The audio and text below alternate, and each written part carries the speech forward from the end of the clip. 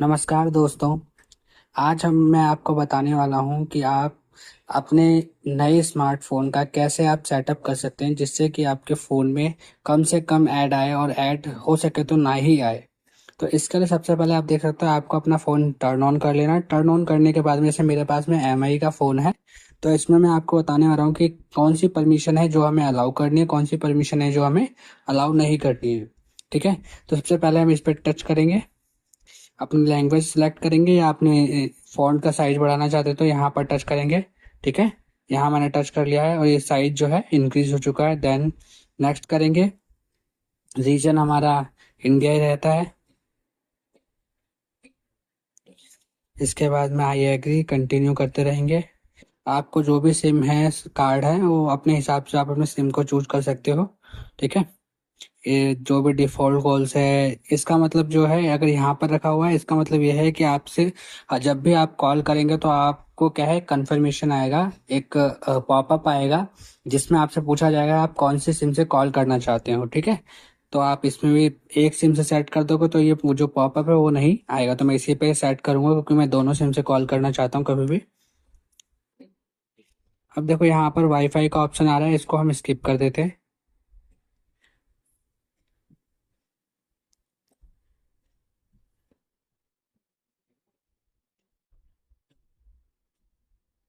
मेरे फ़ोन में इंटरनेट है, लेकिन अगर आपके फ़ोन में इंटरनेट ना हो तो भी आप कैसे, देखो ये जो सिस्टम है ना, देखो कॉपी एप्स एंड डाटा, ये एक मैंने ये ऑब्जर्व किया है। बाकी भाई आपकी इच्छा है आप क्या करना चाहते हो। ये मैंने ऑब्जर्व किया है कि जब भी हमने इसको गूगल का जैसे कॉपी एंड एप्स डाटा जब करते हैं, गूगल से अगर कनेक्ट करके हम अपना जो डाटा है वो बैकअप लेते हैं या रिस्टोर करते हैं, तो हमारा जो फ़ोन होता है वो क्या कर देता है, थोड़ा हैंग करता है। ये मैंने ऑब्जर्व किया। अगर आपका मन हो तो कर सकते हो, लेकिन मैं तो इसको बोलूँगा कि आप अवॉइड ही करें।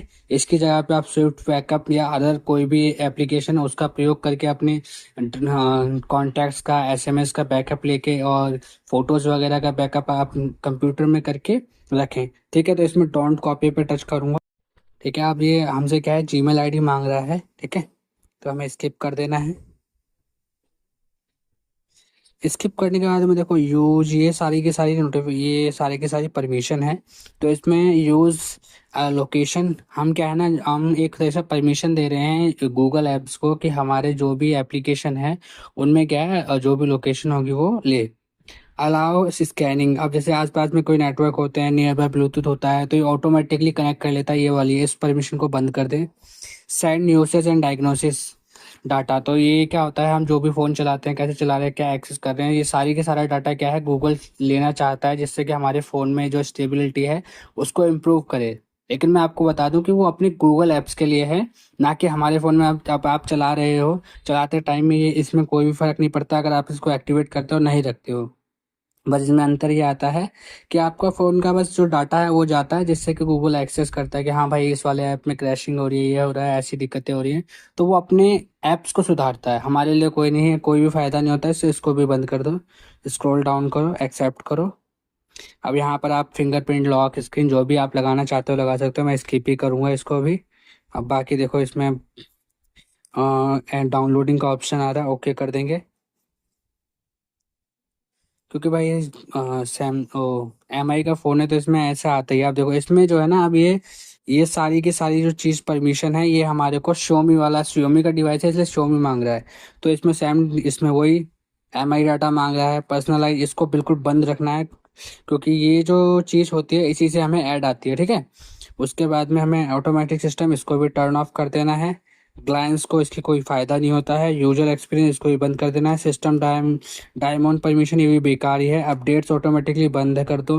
Xiaomi इंटरकनेक्टिविटी, इसको भी बंद रखना होता है। तो बस इसमें हमें लोकेशन को ही अलाउ करना, बाकी सारी की सारी परमिशन को हमें बंद कर देना है जिससे कि हमारा फ़ोन बेटर परफॉर्म करे। ठीक है।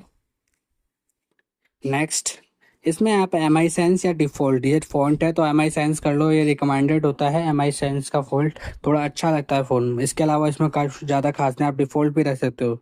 लेकिन हाँ, इससे जो पहली वाली परमिशन थी उसको आप सिर्फ एक ही को अलाउ करें, बाकी सबको बंद करें जिससे कि कम से कम ऐड है। ठीक है। अब नेक्स्ट कर देना है। कोई भी आप चूज कर सकते थे, क्लासिक वाला या नॉर्मल वाला। तो मैंने ड्रॉअर वाला यूज करा है, जिसमें मैं बताता हूँ आपको ड्रॉअर क्या है। अभी ये मेरा फ़ोन जो है चालू हो चुका है। ठीक है, देखो ड्रॉअर जो है ये ऐसे आएगा ड्रॉअर वाला, और बाकी अगर आप क्लासिक वाले को चूज करते तो ये इसमें ऐसे ही रहता, नॉर्मली रहता। अब मैंने ड्रॉअर वाला सेलेक्ट करा तो इसलिए ये ऐसा हुआ है। ठीक है, इसके अलावा क्या है, अब बाकी अपने फ़ोन में नेट वगैरह सब बंद कर देना है। ठीक है, और बाकी अगर आपके पास में लैपटॉप हो तो बाकी आपको मैं बता दूंगा कि आप कैसे इसके बाद में जो परफॉर्मिंग एक्शन है जिसमें आपने कोई भी एप्लीकेशंस होती हैं जो हमारे फ़ोन में पड़ी होती हैं, डिफ़ॉल्ट एप्लीकेशंस होती हैं, उनको कैसे अनइंस्टॉल कर सकते हो। ठीक है, थैंक यू भाई आज के लिए ये वीडियो। अगर आपको कोई भी डाउट हो तो आप मुझसे पूछ सकते हैं। बाकी मैं एक दूसरी वीडियो बनाऊंगा जिसमें मैं अपने इंस्टॉलेशन के बाद में जो भी मैंने एडीबी के थ्रू या एप्लीकेशन जो भी हैं वो अनइंस्टॉल कैसे करी जिससे कि मेरे फ़ोन में कम से कम ऐड आए। Okay, thank you.